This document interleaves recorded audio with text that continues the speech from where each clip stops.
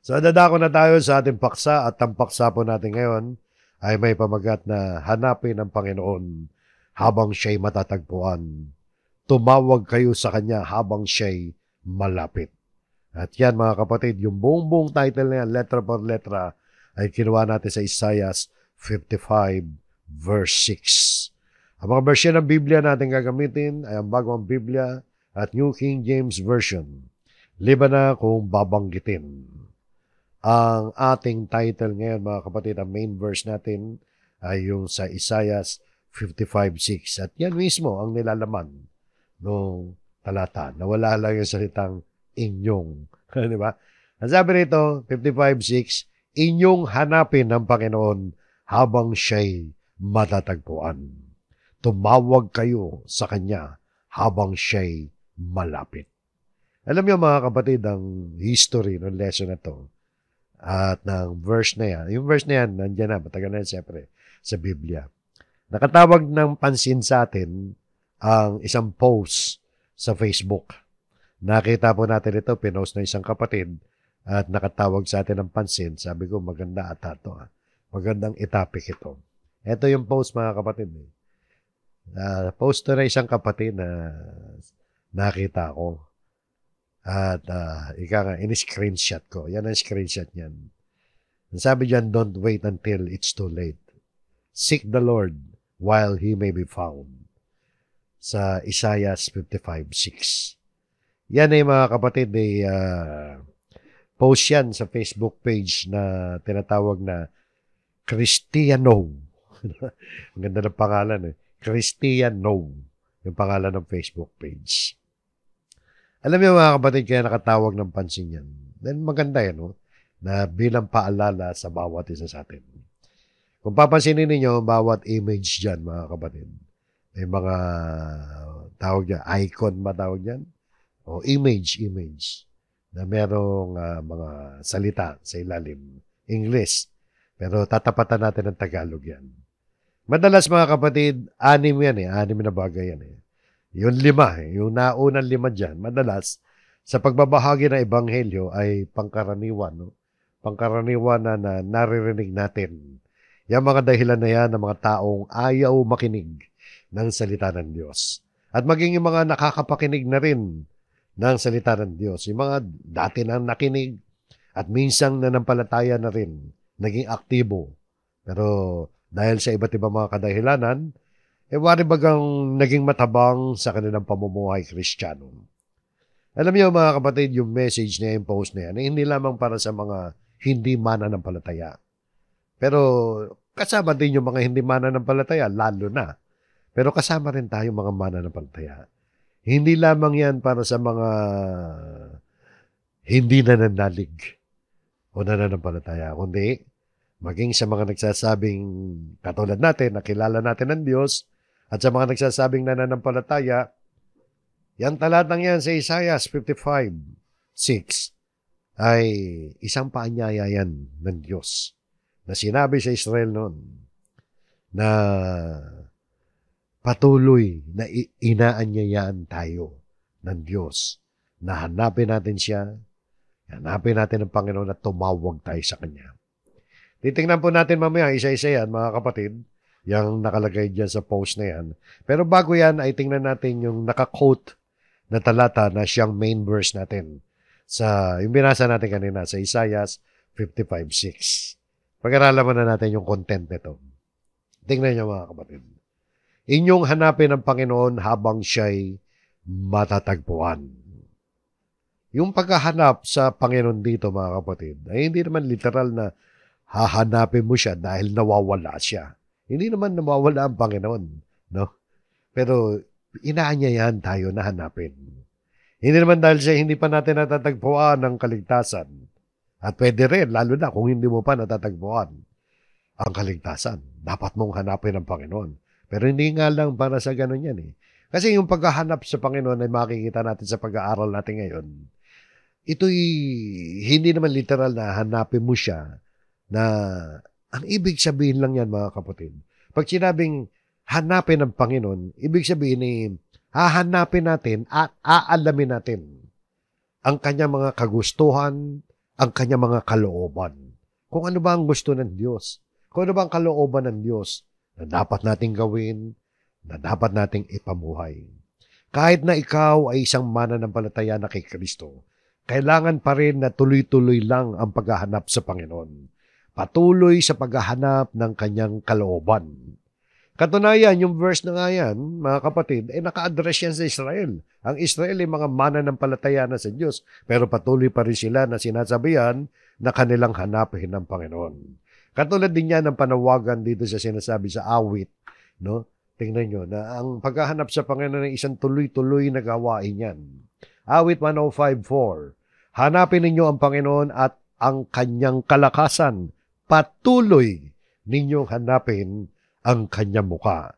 Hindi naman siyempre literal din na hanapin mo yung image, yung mukha, yung face ng Panginoon. So, spiritual lang kaulugan yan na kahit hindi ka naman Bible scholar makikita mo na hindi naman literal na hanapin mo mukha ng Panginoon as in yung image niya, yung imahe niya. Ang mga salitang yan, mga kapatid, ay nagtuturo nga na ang paghahanap sa Panginoon ay yun na nga yung paghahanap, pag-alam ng kanyang mga kalooban. At yan, mga kapatid, ay isang tuloy-tuloy na gawain ng mga anak ng Diyos habang tayo ay nabubuhay. Balikan natin yung main verse natin. Inyong hanapin ang Panginoon habang, meron salitang habang, while. No, seek the Lord while He may be found. At sa ikalawang parirala, tumawag kayo sa Kanya habang siya'y malapit. Call upon Him while He is near. O parehong dalawang parirala, parehong meron salitang habang. Ibig sabihin, habang nandyan pa ang Diyos. Ano ibig sabihin nun? Hindi naman mawawala ang Diyos eh.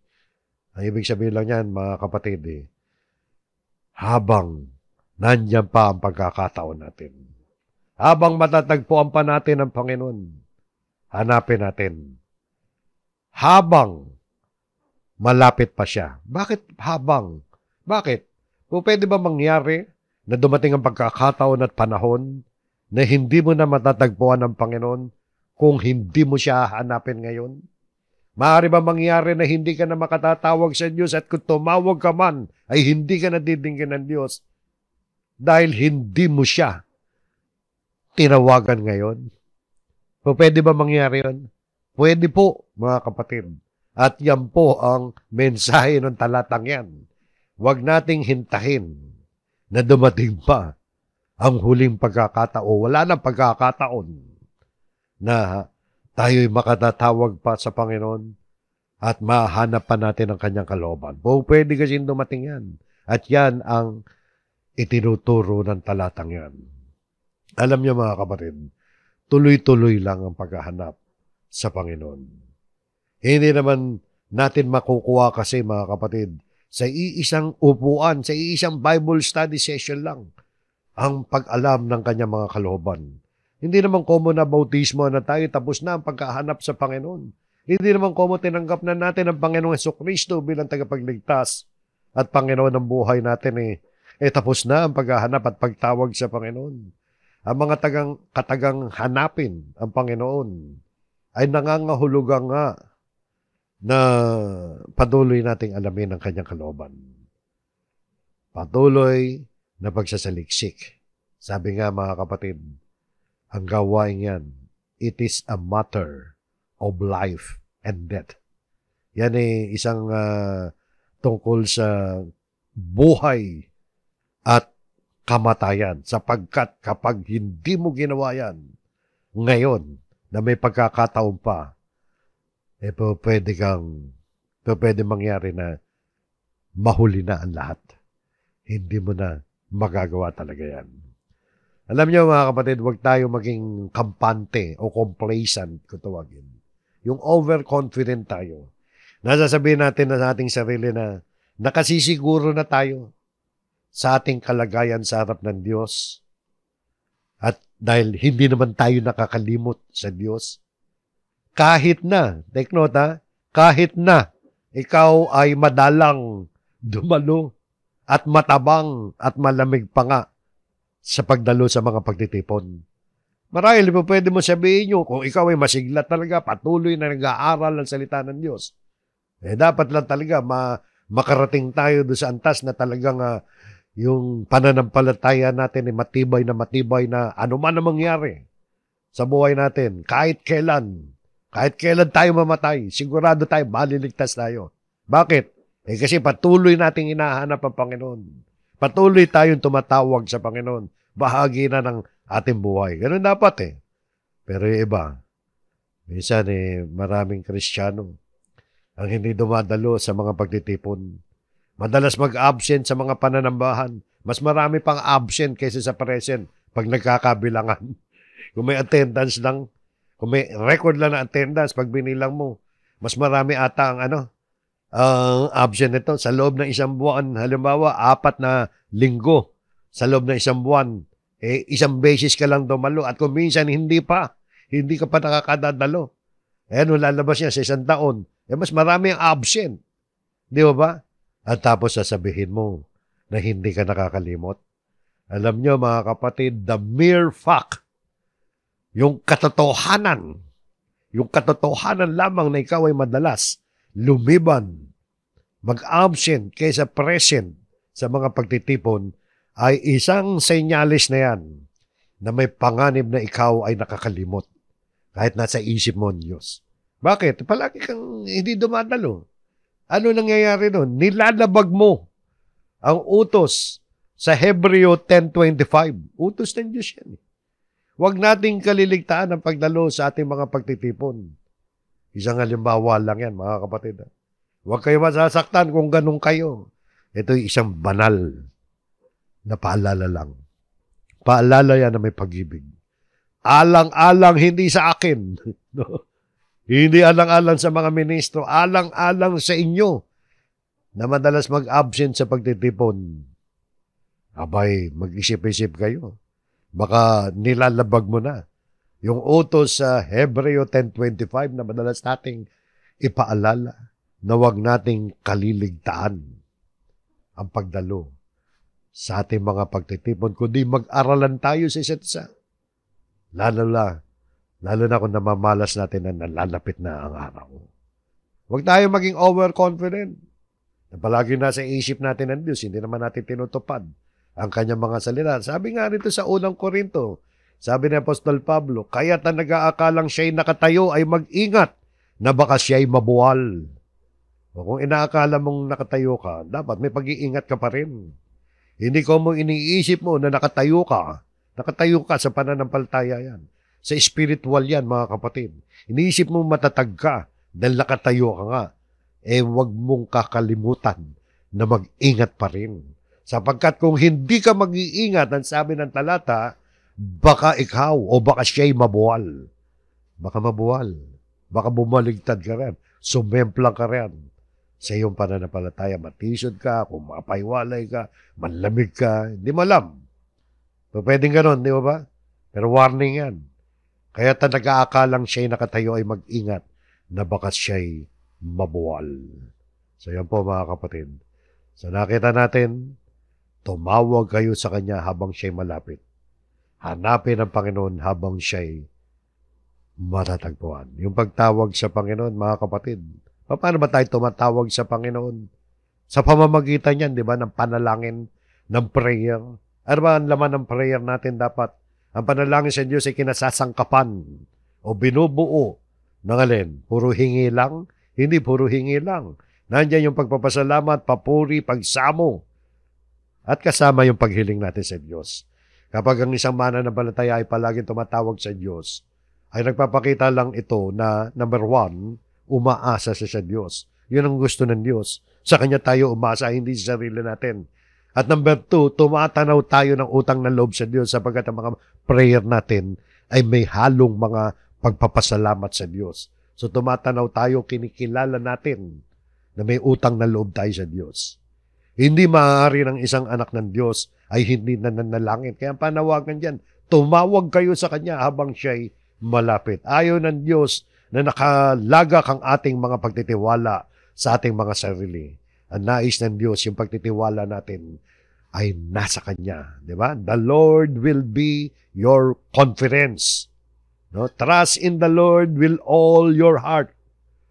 Nakita niya mga kapatid, no? At tayo dapat maging mapagpasalamat sa Diyos sa lahat ng mga bagay. Kaya itong panawagan sa ating main verse, mga kapatid, sa 55:6 ay hindi lamang para sa mga hindi mananampalataya, kundi higit sa lahat, sapagkat ang kausap dito ang Israel, mga mananampalataya yan. Para yan sa atin, mga kapatid. Para sa lahat ng mga tao yan. So yun po ang laman noong 55:6 na ginamit dito sa post sa Facebook. O pag-aralan natin ito, mga kapatid. Tingnan natin kung gaano ka-biblical to. Biblical to eh. Kaya nga inililensyon natin ngayon eh. Nakatawag sa atin ng pansin ito eh. Suriin natin, mga kapatid.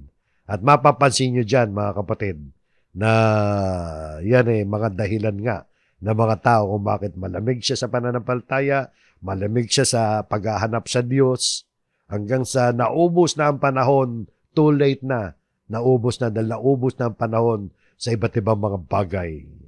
So pag-aralan po natin ang mga punto rito sa image. Unahin natin na dito sa too young to seek God. Ay, ibig sabihin yan, kung tatagalugin natin yan, masyadong bata para hanapin ang Diyos. Madalas nating madinig ito, mga kapatid, sa mga tao. At minsan marahil siguro, naging dahilan natin yan nung bata pa tayo. Nung hindi pa tayo nananampalataya. Ganyan din ang dahilan. O baka yung iba sa inyo, na mga kabataan, yan ang iniisip, na mga malalakas pa. Iniisip ng mga tao na ang paghahanap sa Diyos, na ang paglilingkod sa Diyos ay para sa mga matatanda lamang at doon sa mga malapit na mamatay. O di ba? Bata pa ako, tagal pa ako mamamatay, tsaka na yan. No? Hindi ganyan ang itinuturo ng Biblia, kundi bagkos yung kabalagtaran ang itinuturo ng Biblia. Huwag mong hintayin na malapit ka na mamatay bago mo alalahanin ang Panginoon, bago ka tumawag sa Diyos, bago mo hanapin siya. Tingnan niyo, mga kapatid. Ang sabi, alalahanin mo rin naman ang lumikha sa iyo sa mga araw ng iyong kabataan. Kabataan, di ba? No, bago dumating ang masasamang araw at ang mga taon ay lumapit na iyong sasabihin, wala akong kasiyahan sa mga yon. Alalahanin ng Diyos habang bata pa tayo, habang malakas pa tayo, habang hindi pa dumarating ang panahon na magsasawa na tayo sa buhay na ito dahil sasabihin natin, dahil matanda-matanda na tayo, mahina-mahina na tayo, sasabihin natin wala akong kasiyahan sa mga yon. Ibig sabihin, parang nawala na yung tamis mo sa buhay. Nawala na yung asim. Ika nga, amoy lupa ka na. Biro na iba. Di ba? Mamaya babalikan natin yung hanay ng mga talatang yan. 2:1 hanggang 7 dapat yan. Pero mamaya sa huli natin babalikan yan. Pero dyan, mga kapatid, bago dumating ang panahon na nasabihin natin wala akong kasiyahan sa mga yon. Sa buhay. Di ba? So yan, mga kapatid. Too young to seek God. Maling katwiran yan. Mali. Mapapahamak tayo, mga kapatid. Aabot tayo doon sa pagganyan ng reason natin. Hindi natin hinahanap, tumatawag sa Panginoon. Baka umabot tayo na wala na, it's too late. Di ba? Kaya sabi dyan, don't wait until it's too late. Seek the Lord while He may be found. Yung susunod, mga kapatid, na ito, too independent to seek God. Paano natin yung tatagalugin yan? Too independent. Independent, yung malaya. Di ba? Masyadong malaya para hanapin ang Diyos. Yung masyadong independent, mga kapatid, yung masyadong malaya, ay yung malaya talaga. Ayaw nila magpakontrol sa iba. Dahil kaya nilang huwag nang umasa sa iba. Dahil financially siguro, materially, at sa talino nila, o naman dahilan, talaga matatag sila physically sa buhay na ito, sa mga material na bagay. Hindi na, ayaw nilang pasakop sa iba. Ayaw nilang, pati opinion at payo na iba, ayaw nila na ibang filosofiya. Basta ito gusto ko, malaya ako. Ayaw kong magpatali na kahit ano ang kanilang magustuhan, ganun lang gagawin. Basta hindi lang nakakasagasa daw ng karapatan ng iba at hindi gumagawa ng krimen. Yun ang katwiran. Kaya bahala ka. Ano man ang gusto mong gawin, ano man ang nararamdaman mo, sige, ibuhos mo yan. Nauso yun Sumikat yung katagang let it go. doon sa isang awitin eh. Pero ginamit yun eh. Ginamit yun sa hindi magandang paraan ng iba eh. No? Na let it go. Sige, kahit ano. Kung ano yung nararamdaman mo, let it go. Malaya tayo. Hindi tayo nagpapasakop sa anumang tuntunin. Basta wala tayong ginagawang krimen na labag sa batas ng tao. Paano naman how about doon sa tuntunin ng Diyos? Mas lalong ayaw nila yun. Sapagkat iniisip nila na kapag ikaw ay sumunod sa Diyos, ay mawawala ang iyong kalayaan. Isang malaking pagkakamali yan. Sapagkat sang-ayon sa banal na kasulatan, sabi ni Apostol Pedro sa unang Pedro 2:16, mamuhay kayo ng tulad sa taong malalaya. O may kalayaan tayo mga Kristiyano. Ngunit huwag ninyong gamitin ang kalayaan bilang balabal ng kasamaan, kundi bilang mga alipin ng Diyos. So karaniwan sinasabi ng mundo na ang ibig sabihin ng kalayaan ay gawin ang anumang gusto. At kahit kailan mo gusto, gawin mo yan. Pero dito sa talata ay sinasabi ni Pedro na ang ating kalayaan ay gamitin natin bilang mga alipin ng Diyos. Kaya ang tunay na kalayaan, mga kapatid, ay yung meron ka o yung pagkakaroon ng kakayahan na tumanggi sa iyong sarili dahil ikaw ay alipin ng Diyos. Hindi ka alipin ng kasalanan. Malaya tayong umalis sa landas ng pagkawasak sapagkat kung gagawa tayo ng may kalayaan ng mga kasamaan, patungo yan sa pagkawasak natin. Patungo yan sa kamatayang espiritual. Pero tayo mga Kristiyano, malaya tayo. Malaya tayo dahil meron tayong kakayahan gawin. Walang makapipigil sa atin na gawin ang kalooban ng Diyos. Kung ano ang nais ng Diyos na mangyari sa buhay natin. Kayang-kaya natin gawin yun dahil hindi tayo alipin ng ating sarili. Hindi tayo alipin ng kasalanan. So yung masyadong malaya, mga kapatid, ano yan? Masyadong malaya na ayaw pasakop sa Diyos. So yan. At yung ikalawa, mga kapatid, may kaugnayan yan sa masyadong malaya. Yung masyadong independent para hanapin ang Diyos. Too happy to seek God. Ibig sabihin ayoko pang hanapin ang Diyos. Masaya-masaya pa ang buhay ko eh. Nag-e-enjoy pa ako sa buhay ko. At saka na yung tungkol sa Diyos. Pabayaan mo muna ang pagsawaan ko. Ang maraming bagay sa buhay. Marami pa akong gustong matikman at maranasan. Marami pa akong gustong mapuntahan. Saka na ako magiging aktibo riyan. Kapag nagsawa na ako. At saka ko na aasikasuhin ang tungkol sa Diyos. Sarap-sarap pa na buhay ko. Ang sarap-sarap pa ng buhay ko ngayon. Bakit ako magre-reliyon? No? Malungkot-lungkot niyan. Malungkot nga ba, mga kapatid? Kapag ikaw ay naglilingkod sa Panginoon, akala nila yung paglilingkod sa Panginoon kailangan magmukmuk ka sa bundok, mag-ermitanyo ka. Hindi ka noon, mga kapatid. Tingnan nyo. No? Sabi rito sa awit 16:11, iyong ipinakita sa akin ang landas ng buhay sa iyong harapan, ibig sabihin sa harapan ng Diyos, ay may kapuspusan ng kagalakan. Sa iyong kanang kamay ay may kasayahan magpakailanman. So, kita niyo, mga kapatid, no? Kung nais natin ang tunay na kaligayahan, hindi lang kaligayahan to. Kagalakan, mga kapatid. Magkaiba yan. Kagalakan, joy. Kaligayahan, happiness. Ang kaligayahan o yung happiness, mababaw yan. Mababaw lang yan. Compare sa joy o kagalakan. Ang kaligayahan ay kadalasan isang panandaliang emosyon lang yan. Kadalasan, lumilitaw lang yan sa isang partikular na sandali o pangyayari na nagdudulot ng happiness nga, masaya. Samantalang sa kabilang banda, yung joy, mga kapatid, yung kagalakan na isang mas pangmatagalang kalagayan o estado ng ating pagkatao na nailalarawan sa pamamagitan ng pagiging kontento at kasiyahan sa buhay. sa pangkalahatan. Kontento ka, masaya ka sa buhay mo. Ano man ang kalagayan mo. Kahit namatayan ka pa, kahit may problema ka pa, yung kagalakan, mga kapatid, yan ang isa sa fruit of the Holy Spirit. Malalim na kaligayahan yan. Mas malalim yan, mga kapatid, kaysa doon sa happy ka lang. Di ba? Ano gusto nyo? Happy ka lang, panlabas? O may galak ka sa puso mo? At yan, mga kapatid, sa iyong harapan, ibig sabihin sa presensya ng Diyos, kapag ikaw ay nasa panig ng Diyos, may kapuspusan ng kagalakan. Sa iyong kanang kamay ay may kasayahan magpakailanman. Magpakailanman ang kasayahan yan.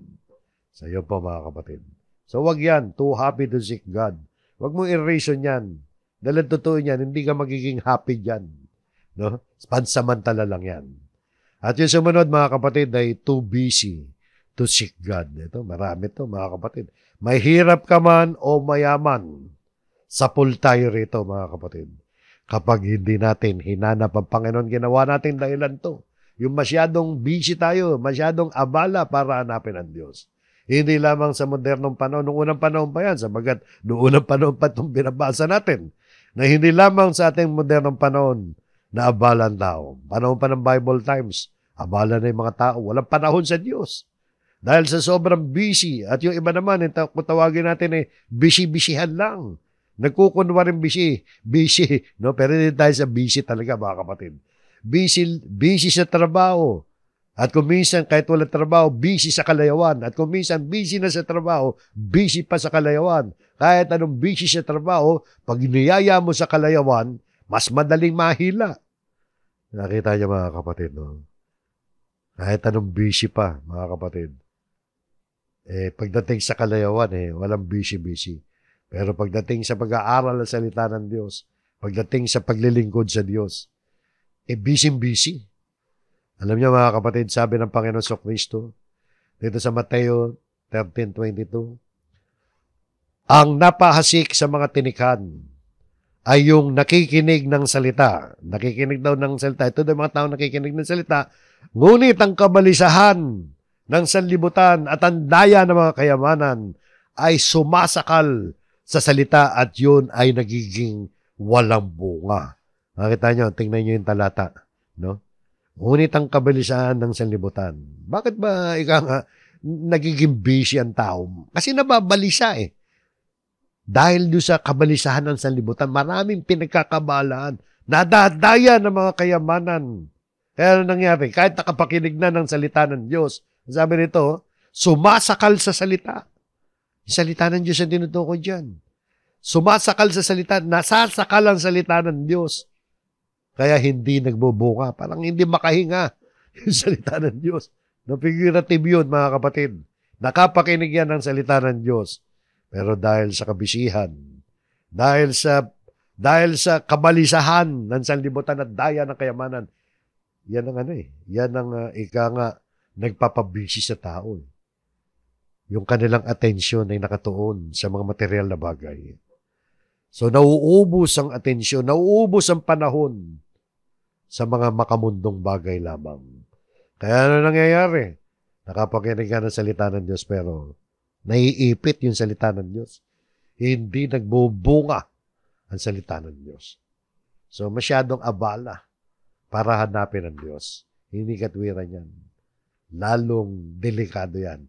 Dahil mapupunta ka doon sa dulo na too late, huli na ang lahat. Pero bago yun, mga kapatid, eto, marahil sa sobrang abala, napunta rito, too tired to seek the God. Too tired to seek God. Bakit? Masyadong pagod para hanapin ang Diyos. Bakit ka man napagod? Napapagod ka nga ba? O anong klaseng kapagawaran yan? Anong klaseng kapagawaran yan? Baka naman tinatamad ka lang. Di ba? O kaya napagod ka dahil sa naging sobrang abala ka. Dahil sa naging sobrang abala ka sa maraming bagay na gaya ng sinasabi sa nauna rito kanina na too busy. Di ba? Pagod na, kailangan magpahinga. Na dahil marami ng lakas at panahon ng ginugol sa mga bagay sa buhay na ito. Kaya para sa iyo, mas mahalaga magpahinga kaysa hanapin ang kalooban ng Diyos. Kaysa tumawag sa Diyos. Pagod ka na, black. pag higa mo sa kama mo, tulog ka agad. Hindi ka man lang nakapagpasalamat. Pag-gising mo sa umaga, dire-diretso ka na. Dire-diretso na sa trabaho mo kung ano pa man. Di ba? Yan mga kapatid. Gusto ninyo ng kapahingahan. Akala nila kasi, kapag ikaw ay naglingkod sa Panginoon, puro kapaguran yan. Alam nyo, kapag tayo naglingkod sa Panginoon, kapag pinaunlakan natin ang paanyaya ng Panginoon, na lumapit tayo sa Kanya, ay ibang klaseng kapahingahan ang ipagkakaloob niya sa atin. Kapahingahan na hindi mo makukuha sa pagtulog at pahiga-higa lamang. Tingnan niyo ang paanyaya ng Panginoon. Akala kasi ng iba, busy ako, wala akong panahon dyan. Pagod na ako. Pero ito nami-miss nila, yung kapahingahan na ipinagkakaloob ng Panginoon. Sabi ng Panginoon sa Mateo 11:28, sabi ni Kristo mismo to, lumapit kayo sa akin, kayong lahat na nanlulupaypay at lubhang nabibigatan, at kayo bibigyan ko ng kapahingahan. Yung kapahingahan dito, hindi yung RIP, hindi yung rest in peace doon sa sementeryo. Pero sabi rito, bibigyan tayo ng kapahingahan. Pero sabi niya, pasanin ninyo ang aking pamatok at matuto kayo sa akin. Gusto mo ng kapahingahan na ipagkakaloob ng Panginoon, pasanin daw natin. Yung pamatok, yung pasanin na ibibigay sa atin ng Panginoon. Matuto kayo sa akin, sabi niya. Ibig sabihin, paano ka matututo kung hindi ka mag-aaral ng kanyang mga salita, kung hindi ka makikinig ng kanyang mga aral? So matuto tayo, makinig tayo sa kanya. No? Sapagkat ako'y maamo at may mapagkumbabang puso at makakatagpo kayo ng kapahingahan para sa inyong mga kaluluwa. So kaluluwa magpapahinga rito. Sa kaloob-looban ng ating pagkatao, sa ating pagkataong loob, magkakaroon tayo ng peace. Magkakaroon tayo ng rest. At hindi mabigat ang pasanin niya. Sapagkat maamo si Kristo, mapagkumbabang puso. Hindi mabigat ang pinapapasa ni Kristo sa atin, sapagkat madaling dalhin, ang sabi ni Kristo, ang aking pamatok at magaan ang aking pasan. Kaya huwag nating iisipin, mga kapatid, na nakakapagod ang paglilingkod sa Panginoon. Nakakapagod na hanapin natin siya. Nakakapagod na tumawag tayo sa Kanya. Hindi po. Yan ay magbibigay sa atin ng kapahingahan hanggang sa kaloob-looban natin. Yung kaluluwa natin magpapahinga. Di ba? Napakaganda niyan, mga kapatid. Kahit anong sitwasyon ng buhay mo, meron kang kapahingahan. Meron kang kapayapaan sa harap ng Diyos. At yung huli, mga kapatid, pagkatapos ng 5 punto na yan, matapos na magpaikot-ikot lang yung mga dahilan na mga ayaw humanap sa Diyos at tumawag sa Kanya, ang kaduluduluhan nito, mga kapatid, yung ika-6 na punto nito, ay too late to seek God. Huli na ang lahat para hanapin ang Diyos. Huli na ang lahat. Bakit? Tingnan yung drawing. Sementeryo na yan kasi, mga kapatid, patay na. Tandaan natin ang sinasabi dito sa Hebreo 9:27. At yabang itinakda sa mga tao mamatay na minsan, at pagkatapos nito ay ang paghukom.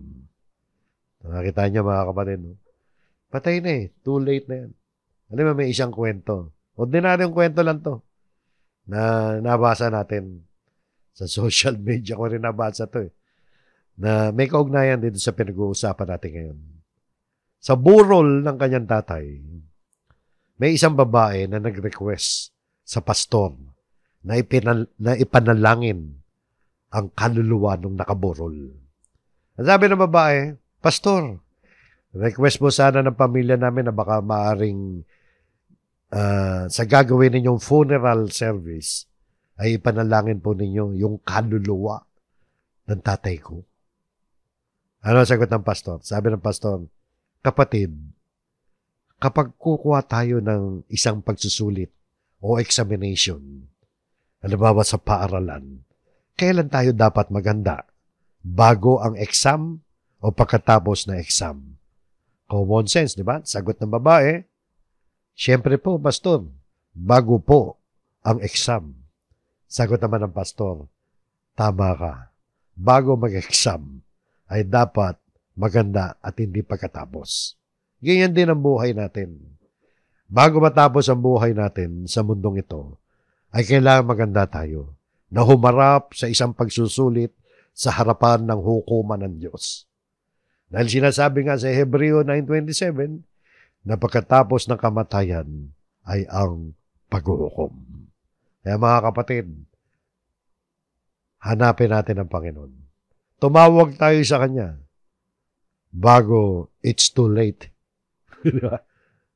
Don't wait until it's too late. Yan po ang sinasabi. So yan po mga kapatid, at bago tayo matapos, ito ang aral mensahe natin. Kunin natin yung nasa Ecclesiastes 12:1. Balikan natin yun. Nasabi ron, alalahanin ang lumikha sa atin. Alalahanin mo ang iyong manlilikha. Ibig sabihin, alalahanin natin ang Diyos. Tutuloy natin hanggang verse 7. Maganda to. Ito yung magsisilbing paalala sa atin na hanggat may panahon, hanggat may lakas tayo, gawin na natin ito. Huwag na nating hintayin na nasa ICU tayo. Nasa ospital ka, hindi ka na makausap. Lalo huwag nating hintayin, nakaburol na tayo. Tingnan niyo mga kapatid. Gamitin natin ang Revised Tagalog Popular Version. Yung magaang na salin ng Biblia sa Tagalog.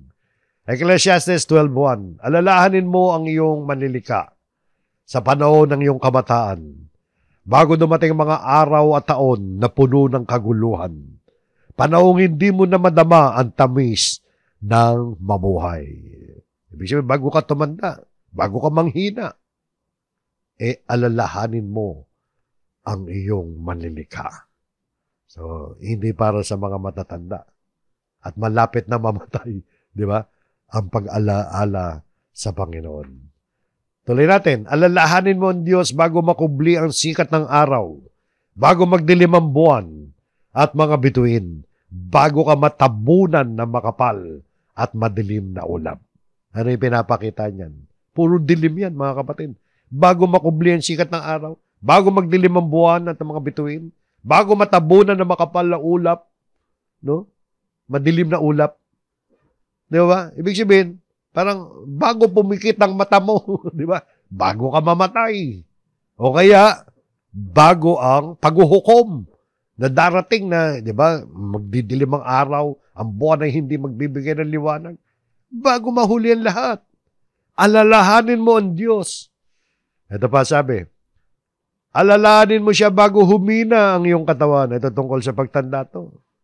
Kaya, hindi yung bata ka pa, ganun. Kaya ayaw mo niyan. Hanggat bata nga tayo eh. Alalahanin mo siya bago humina ang iyong katawan. Bago manghina ang iyong mga bisig. Bago mawala ng lakas ang iyong mga tuhod. Tuhod. Di ba pag tumatanda, nakaka-arthritis ka. Kahit hindi ka magka-arthritis, rurupok yung buto mo. Bago mawala ng lakas ang iyong mga tuhod, alalahanin mo siya bago mabungi ang iyong mga ngipin. At bago lumabo ang iyong mga mata. Di ba pagtanda yan, mga kapatid? Tuloy pa natin. Alalahanin mo nga siya bago dumating ang panahon na sarado na ang mga pintuan at tumigil ang tunog ng gilingan. Parang sinasabi, hanggang closed door na, bawal na pumasok. Wala na yan. Natigil na yung mga pagkilos sa gilingan, di ba? Sa gilingan, yung sa mill. Maingay doon, di ba? Tatahimik na pag wala na.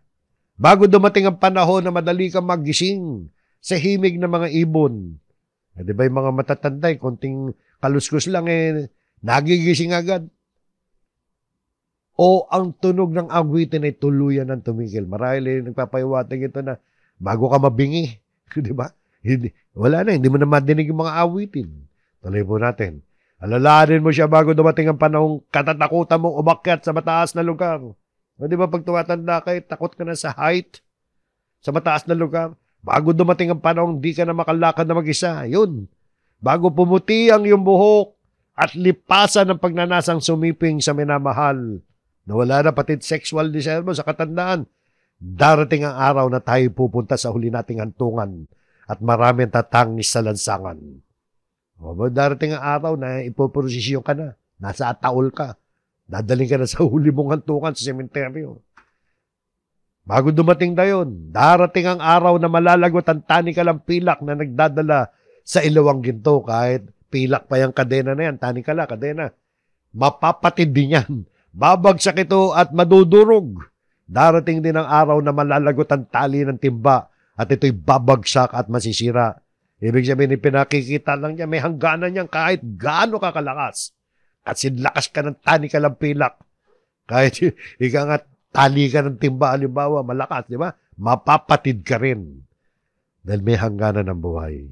At sa huling talata dyan, ang sabi rito, alalahanin mo siya bago man balik sa alabok ang ating katawan lupa at ang ating hininga ay magbalik sa Diyos na may bigay nito. Huwag nating hintahin ang araw na mamamatay tayo bago natin alalahanin ng Diyos. Kaya nga, sabi sa main verse natin, inyong hanapin ang Panginoon habang siya'y matatagpuan. Tumawag kayo sa Kanya habang siya'y malapit. Sapagkat kapag namatay tayong hindi tayo nakahanda, doon tayo dadalin sa kaparusahan at doon mapapawalay na tayo ng walang hanggan sa Diyos. Hindi mo na siya makikita. Hindi mo na siya matatagpuan. Hindi mo na siya malalapitan. So yun po, mga kapatid, ang ating lesson. Naway natawagan tayo ng pansin sa mga katotohanang ating narinig. Kung ikaw ay isang masiglang mananampalataya ngayon sa Panginoon, magpatuloy ka lang sa iyong kasiglahan. Tuloy-tuloy lang ang paghahanap ng mga kalooban ng Diyos sa pamamagitan ng pagdalo sa mga pagtitipon at pag-aaral ng kanyang mga salita. Kung ikaw naman ay bihira dumalo sa mga pagtitipon, abay baguhin mo na yan, kapatid. Maging masigla ka na sa pagdalo sa mga pagtitipon at pag-aaral ng salita ng Diyos. Hanapin ang Panginoon habang siya'y matatagpuan. Kung ikaw naman ay hindi pa tumatanggap sa Panginoon at hindi ka pa nagdidesisyon na maging tunay na mananampalataya, abay kumilos ka na. Tanggapin mo na ngayon na ang Panginoon. Dahil baka dumating ang panahon, baka mamaya lang o bukas, matapos na ang lahat. So yun po mga kapatid ang ating lesson, naway pinagpala po tayo lahat ng Panginoon. Tayo po'y muling manalangin.